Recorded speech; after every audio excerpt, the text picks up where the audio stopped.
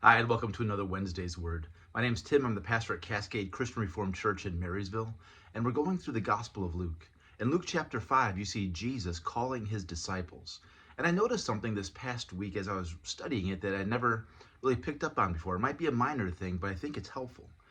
First, he's calling Peter, and Peter and his associates, so you have his brother Andrew and then James and John, the sons of thunder, who all become disciples, are fishing, and they are fishing all night and they have no results. Just a bad night at the nets. So Jesus tells them to go out one more time, and Peter says, Master, we've been going all night at this, but because you told us to, we'll go one more time. And so they throw the nets out, and they have this miraculous catch of fish, so much that the nets are tearing. They have to bring all the other fishermen around to help them.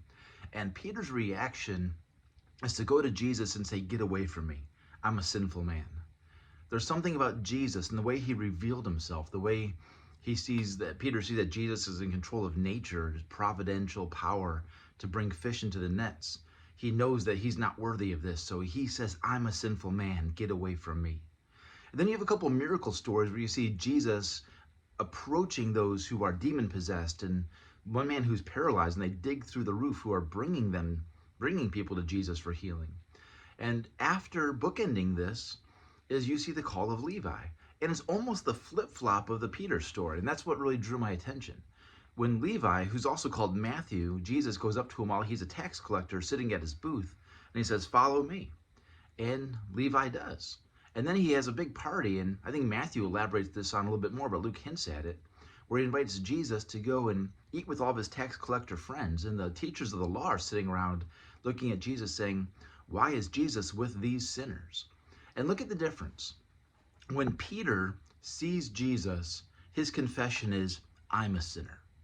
When the religious leaders see Levi being called, their reaction is, those people are sinners. And especially for someone like me who grew up in the church, I've studied the Bible for a long time, it is so easy to fall into that teacher of the law Pharisee group, to look at people in the world, there's so much going on that I don't understand, and just say, those people are sinners. Instead, my goal has to be to bring God's presence to people with the posture of Peter that says, I'm the sinner. And until I hear Jesus tell me, don't be afraid, I should be afraid. And so the message of the gospel begins with the bad news. You're worse than you think you are. You're a lot like Peter. You don't know what you're doing. You can't run your business successfully. You'd have no success unless God was helping you. And it's God's hand every step of the way guiding you. When we finally see how much God loves us, how much we fall short, it's honest to say we're sinners. And then we hear Jesus saying, fear not. We can't just assume we have nothing to fear from God. God has to give that to us. That's called grace. So Jack Miller used to say this. It says, cheer up, you're a lot worse than you think you are, but cheer up, you're far more loved than you can ever imagine that you'll ever be. That's the message of the gospel. Unfortunately, often the religious message, which now is not just in the Christian church, there's different religions around there who have a very similar posture and different ideologies that act like religions, that look at people on the outside and say, those people are sinners. Those people are the bad ones. How could you be with those people? And that's the posture we always have to fight against. Throughout the rest of the gospel story, you see Jesus in constant tension with this.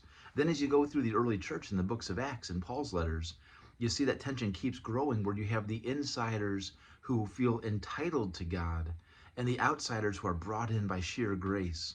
And that's where the fight is. Very rarely in the Bible do we see the fight for evangelism.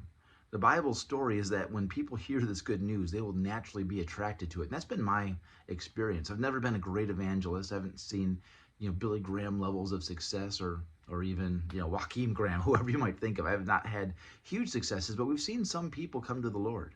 And that's been a natural. People hear what God and how good he is, and they see how broken their lives are. And it's often out of brokenness and pain that I've seen people come to God. Although sometimes it's people who are doing great and they realize that their own successes just don't measure up. I don't have fights when it comes to evangelism.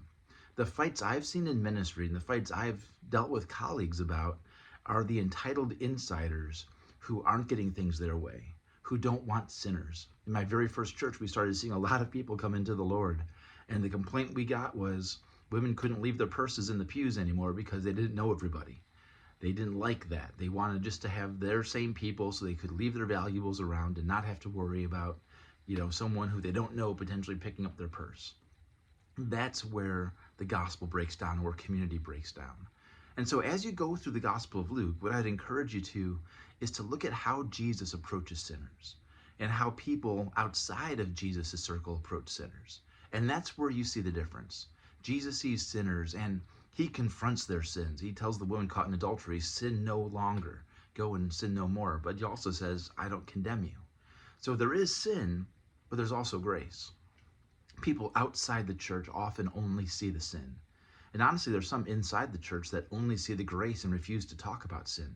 If we're going to follow Jesus, we have to do both. All right, that's all I got for today. I encourage you to live by grace. And if you have any questions, feel free to send them my way. God bless.